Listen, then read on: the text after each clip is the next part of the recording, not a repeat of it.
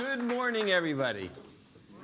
Oh, come on, you can do better than that. Good morning, everybody. Good morning. You heard the American accent, right? We're supposed to be the rah-rah people. But I'm married to a Japanese who keeps my Americanness in control. Fortunately, I married a very intelligent woman. She uses the best of both cultures against me. So I never win at home, so I try to win in business, okay? What I want to share with you is just a few things about leading people virtually, or leading people at a distance, or leading people across countries, cultures, and so forth. I had to do it the majority of my career. I'm American, but I've lived out of the US for 30 years, okay? And always working across distances, cultures, and so forth. Here's what I found. My leadership success and the quality of my personal life was in direct proportion to my people owning what I'm asking them to achieve. Not what I'm asking them to do, but what I'm asking them to achieve. So if they took ownership for that achievement, I had a bigger bonus or more money in the bank account and more dinners at home. And that's basically how my wife defines success. If there's more money in the bank account and I'm home for dinner more, I'm successful, okay? So I found that when you're leading people at a distance, you can't see what they do. You can't see the activities. You can only monitor what do they achieve and the progress towards an achievement. If you're working with other countries and everything, you have salespeople and so forth in different countries, you can't actually tell them exactly what to do, I don't think, because business gets done differently in every culture. I lived in Italy for a year. I managed Italy for 15 years at a distance. I still don't know how they do it. Sometimes it's legal, sometimes it's illegal. Most of the time, I don't even want to know, okay? So I found that we need to get people to really feel ownership for the achievement. And, you know, I used to install enterprise systems around the world. So I used to go into different marketing companies and change it over completely. Big bang, Friday to Monday, everything changes. Did it in Egypt, did it in Netherlands, did it in Japan. And then I heard this story, which kind of crystallized why I was successful, but helped me the rest of my career in international roles. Do you remember the first Gulf War when Saddam Hussein invaded Kuwait? Remember in the coalition, the UK, US, and everybody, they're flying sorties round the clock the first 6, 7 weeks of the war, and the ground war was 2 days. Well, there's a general who took over the Tactical Air Command in the US Air Force 2 years before this war. They couldn't have flown 24 hours a day because they were very slow at repairing airplanes in the US Air Force. In fact, they were organized by function. So all the avionics and software in one group, mechanical and engineering another group, weapons another group, etc. And they had sophisticated computer systems telling each person where to go to repair the airplane. So one day they would repair here, then here, and so forth. The general said, this is crazy. He threw away all the computer systems. He put in the teams, all the disciplines needed to repair an airplane, supply, engineering, avionics, and said, here's your 20 planes, keep them flying. Created another team. Here's your 20 planes, keep them flying. Created teams all around the world. He did two things that are very powerful with teams. He ran competition across the teams, which teams could repair faster, better quality. But if you create competition, you have to do one other thing. You have to force the teams to share best practices. They can't just hold on to it. So they had to share best practices. They increased flying time 3 times. So dramatic results. So the general always asked one question, because as he traveled the world, looking and working with all the teams, he always asked one question of everybody.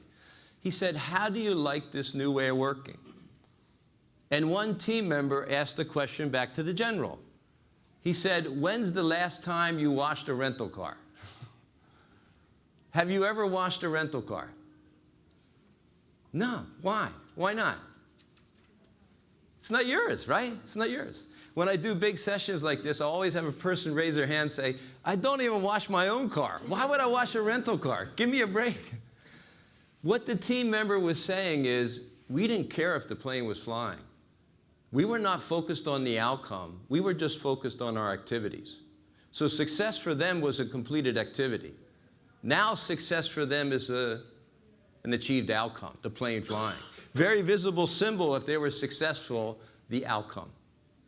What I found is very successful leaders speak in the language of achievement, which is outcomes. Unsuccessful leaders speak in the language of busyness, which is activities. Okay? Think about this. When there was 4 problems before and 3 were fixed, 3 of them felt great. They did their job.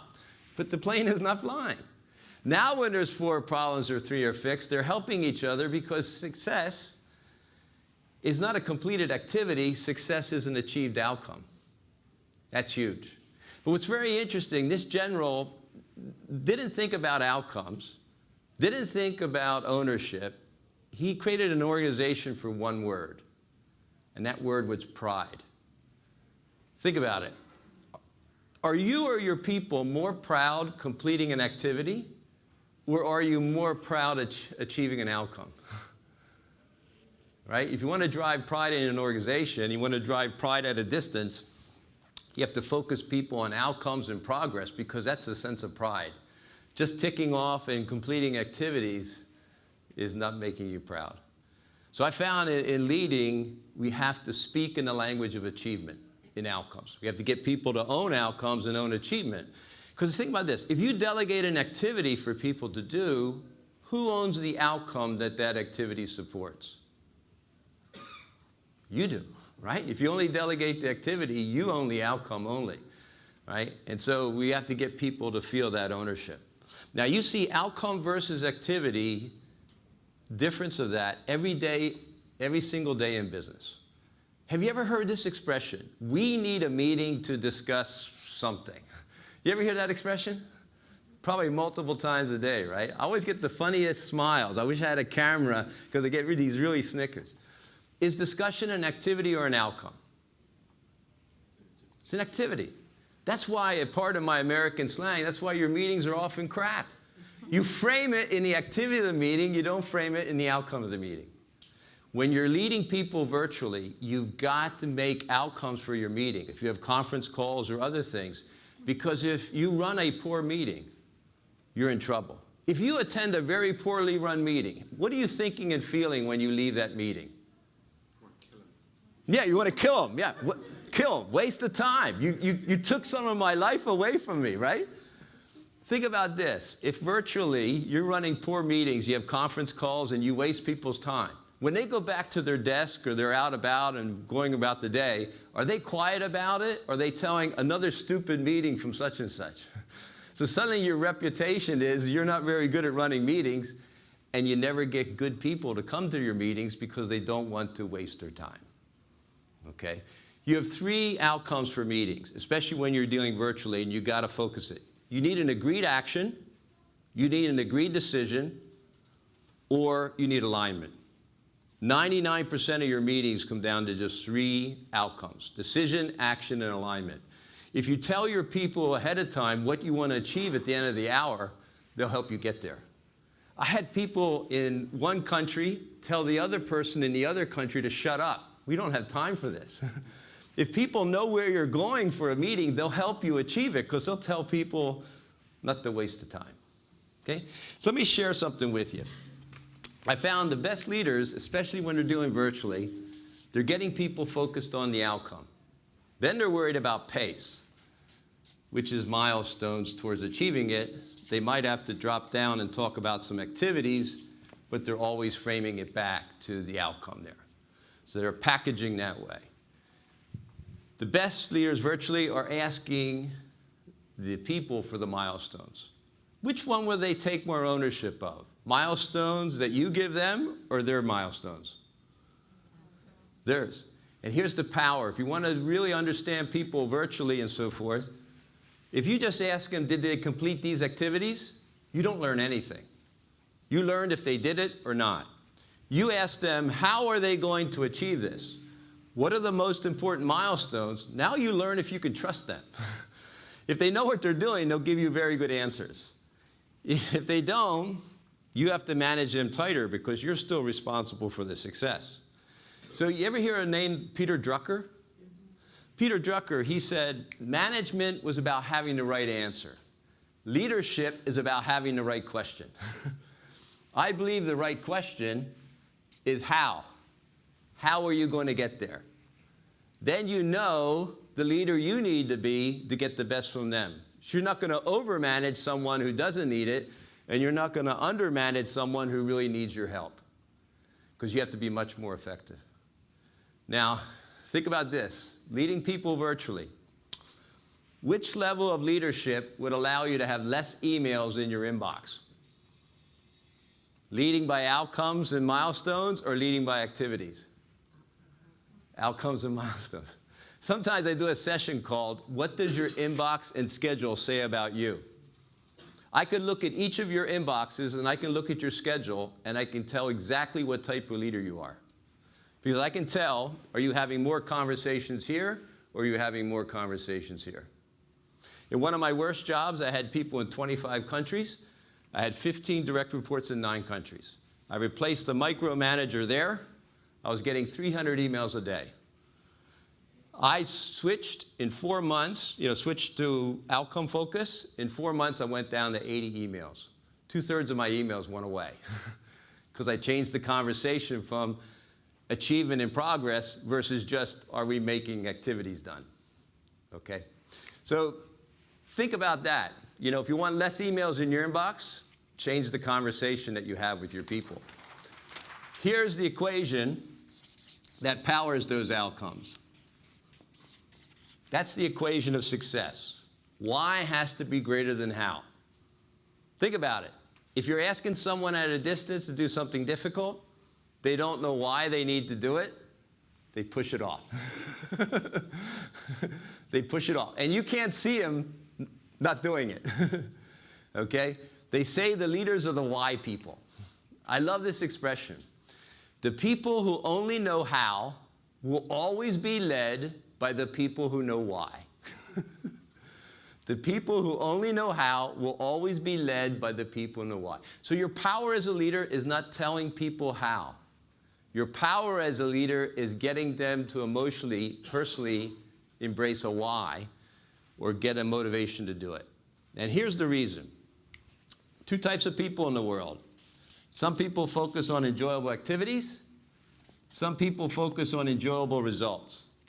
Which is the more successful person? Who do you think? How many say enjoyable activities? Oh, nobody. Well, 1. How many say enjoyable results? How many don't know? How many don't care? The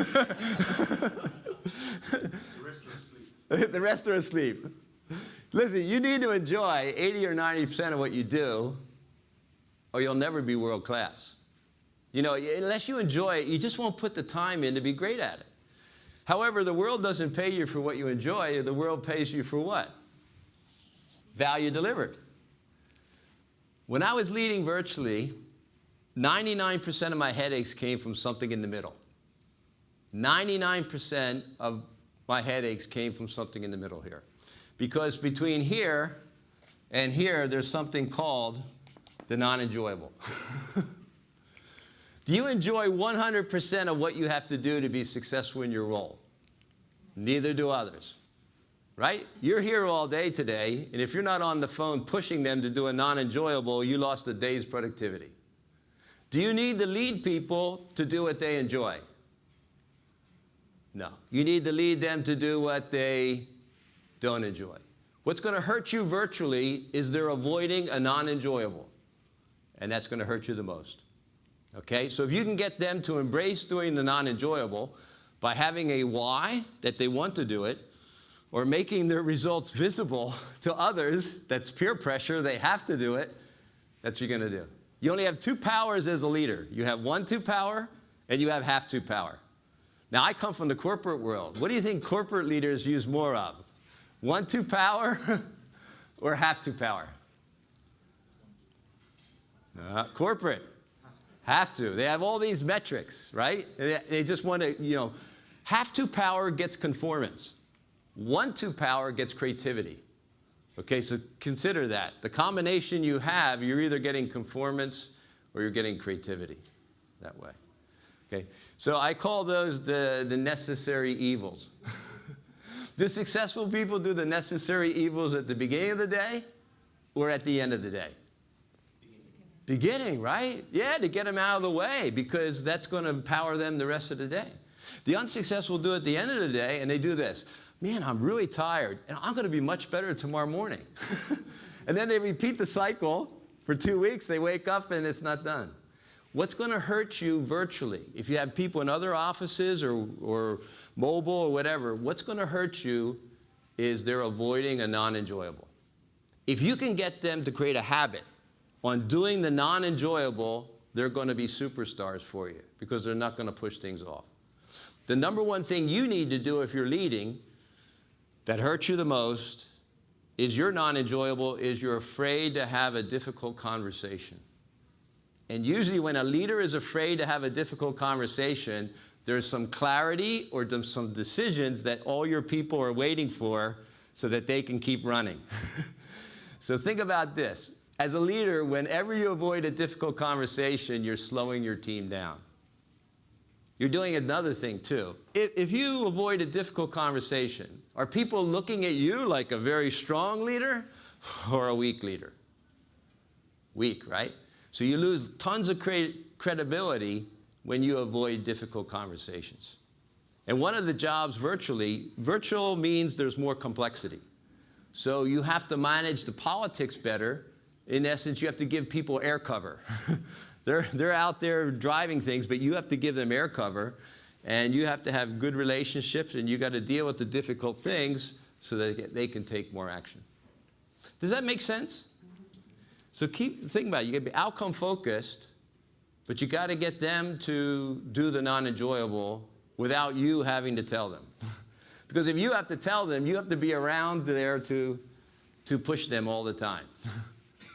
Okay, so I found my job is to create the why, the want to and the have to powerful enough that they'll do the non-enjoyable without being told. And then, you don't have to worry about habits. That's the first habit you want them to create is something around the non-enjoyable. And the other things is don't worry about all the activities or measuring activities. Try to reinforce good habits in key people virtually, and the rest will take care of itself. But if you're all monitoring activities, you're rewarding them to make activity, but maybe they're not doing the achievement. So never end a conversation with an activity if you have to come down and talk about it. Frame it back to what we need to achieve and create that sense of urgency. Okay. So remember, why greater than how? Very interesting on this one, before I leave that. You know the acronym CEO? They say that you can change the E from Chief Executive Officer to Chief Explaining Officer. Their job is to explain the why. They have a whole army below. So think about this. Whenever you're trying to get people to do things, you have to make the why personal for them. Sometimes you have a team why or a company why that people don't personalize, so it's not powerful. You have to find a why that's personal for them, and if you do that for your best people, and you get your best people doing the non-enjoyable first, you're creating role models for everybody else. So virtually, don't try to improve everybody. Improve the role models, and everybody else will copy. I always ask leaders sometimes, you know, when you got your first supervisor job, did you actually know what a leader did? And everybody says, no. What'd you do? You just copied your boss. I copied some things from my first couple of bosses that was bad, and I had to get rid of them. You know, so keep in mind, if you want to change the cultures, you want to drive things, focus on the role models. Everybody else will copy good behaviors. Last thing is, you need people to work together virtually. You need people from different locations to work together. The goal there is to create interdependence. Interdependence means I need someone else's help for my own personal success. Okay? So what I used to do, let's say I have 6 geographies. I give something to each of the 6 to do on behalf of the full team. Now the person here needs the help from the other 5. The person here needs the help from the other 5. They will find a way to work together because they need the other person's help for their personal success. Even if they don't like each other. They will work together because their personal success will not be achieved unless they get the cooperation. So I call that interdependence. At one time, I had to take 6 customer service organizations in Europe to one location and one organization. I got people working together because all 6 had a European responsibility and they needed each other. They became a team not because I did anything magical, but because I created the need for them to work with each other, so they got to know each other, they knew how to work with each other. So you have to create interdependence. Think of that. If they're not driving each other to help each other, you have to be down there playing matchmaker. It's much more time. Create a structure where they have to work together for their own personal success, and they'll find a way to work with each other. Believe me, it saved me tons of time, and they trusted each other because they were talking more. Okay? So keep in mind these 3 things. Outcome focus. You got to get them to own achievement, not activities. You can tell if they're not owning the achievement. If they run into a problem, they will instantly think of bringing it back to you. Like when you have a rental car, you don't think of going to the parts store, the hardware store, and then going back and fix it. You just think about giving it back. Second thing is to create habits. The most important habit, the non-enjoyable. You have to get them to do it without being told. And the third is you got to drive interdependence, because you don't have to be there to play matchmaker all the time for people in different locations. How did you find these 3 things? Some things that you can use? Yeah? So we have, what, 7 minutes or so? 7.5 minutes? Wow, it's pretty accurate. Let's open it up for any questions that I could answer. Any questions I could answer? Yes? How important is it still to have people delay gratification, so not feeling a sense of reward too soon? Rather than, I find a lot of teams, people celebrate the plan, Yeah. get really excited, and then you just look at it and you're like, okay, there's a great plan, lots of paper. No, you can't celebrate the plan. You can only celebrate something that's achievable. Think about this. If you celebrate, you have to celebrate 2 things. You have to celebrate the achievement, and you have to celebrate the good habits or the good things they did to achieve it. So if you're not achieving anything, you can't celebrate what they did to achieve it and reinforce good behaviors or good things. So you have to do it at key times. The other thing is, if you're celebrating, the most successful organizations I work with, they are the most creative in celebrating. They never celebrate the same way twice. Right? Because if you celebrate the same way, they look at you like, you're not thinking, you don't care about us. Get them the power of how they want to celebrate all different ways, and it becomes more memorable.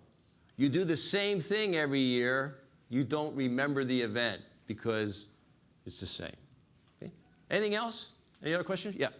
When you've got complex sales cycles that take years, how do you keep that momentum, motivation over that period of time? What's your view of that? I tell you, it all comes back to this one.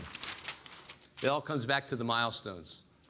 And at that point, you probably have to celebrate something on the milestones, but be very clear what we need to achieve in the steps.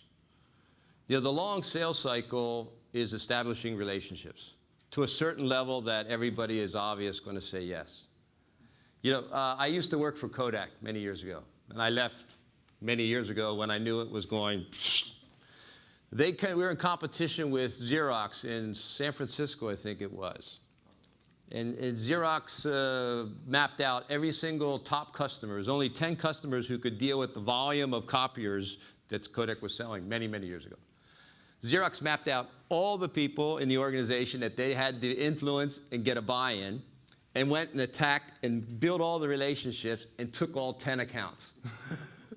So when you have a long one, you have to measure achievement in which relationships have we put in place.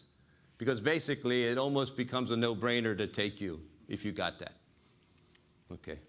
Yeah. I've got a question on we're in a very, very large matrix organization where we've got 5 regions around the world, 68 people.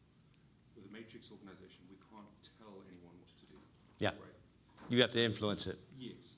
How does that change, or does it change anything with you? Yeah, it means that you absolutely have to manage by outcomes. Because if you bury yourself in activities, you have no time to play politics. If you're not in the game, you can't influence the game. Okay? Give you a tip. Number one habit to embrace if you want to play matrix politics. When you attend meetings, capture the exact words that people say of important things. We all have our own way of saying things.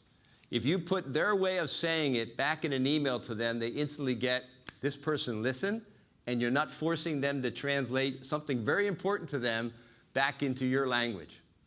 I learned this because everybody doesn't have the same level of English worldwide. So they're not going to express themselves the same way.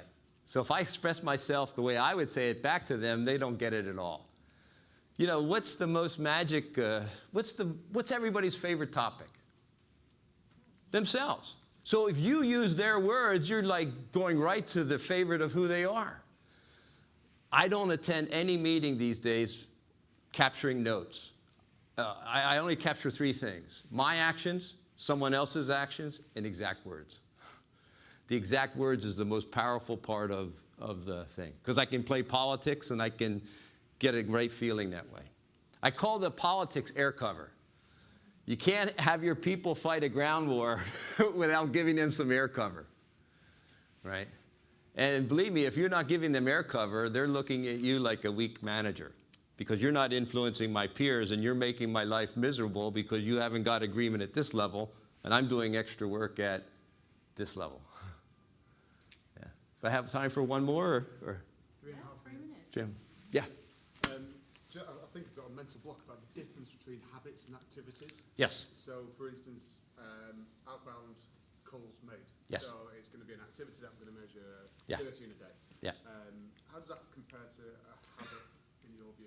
For me, it's the habits that are the core habits that are absolute musts, and that they're doing it in a consistent way. That's not that they make the call, but they're learning from it, they're consistently doing it, they're reflecting, and they're getting better each time. So that's the how they're doing it each time rather than... Yeah, because they have to reinforce it. Let me ask you a quick question. What percentage of your habits and behaviors are driven by your conscious mind? Consciously. What you do every day consciously, what percentage is driven consciously? 10? Any other guesses? Very low. It's between 2 and 4%. I'll prove it to you one question. Can you tell me your next thought? So your power is in making something automatic. And so you have to make it automatic, but keep improving the automatic. So if they're just making calls, but they don't learn from it, they don't reflect, and so forth. Most powerful definition of reflection I've ever heard is this. Reflection is the opportunity to give yourself advice. So if you're never reflecting, you're learning all this, but you never change. So it's, you know, and if you want some help, I have an app called Reflection Questions. Free app. You can download it, and it'll help you with that too. But it's amazing. You gotta create a core habit. Here's an interesting thing. Do successful people, do they like to be disciplined? Do they like to be disciplined? Do you mean in the daytime or the evening? In what makes them successful? Too early. But you're absolutely right. The most successful people I know is they don't like to be disciplined because they want to have fun in the evening and everything else, right? But they're ultra disciplined to create a habit. They invest 30 to 60 days to create a habit because they don't want to be disciplined for a lifetime, but they have the internal drive to do it long enough until it becomes automatic. Okay, I'm at an age now where I'm 60. On my phone, I have legacy assets. You can't see it, but there's a green arrow as a wallpaper. Okay, I'm training my subconscious mind to work on this. How often do you look at your phone? Yeah, 100 times a day? My subconscious is seeing that. I'm taking a lot more action because I'm basically telling the subconscious mind what to do. I'm creating a habit of thinking about that all the time. How many have children? Think back when you had your first child, halfway when you were pregnant or your partner was pregnant. Did you suddenly see more baby buggies everywhere? Did you consciously say to your partner in the morning over coffee, let's go look for baby buggies today?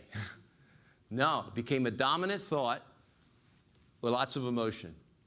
If you want to engage people virtually, create a dominant thought that they're going to think about all the time. They'll see a lot more opportunities to go make it happen.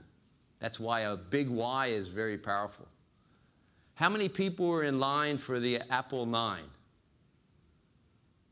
Did you see on the news? The Apple 9 phone? Virtually nobody, because there was nothing new. How many people were in line for the Apple 10, the X?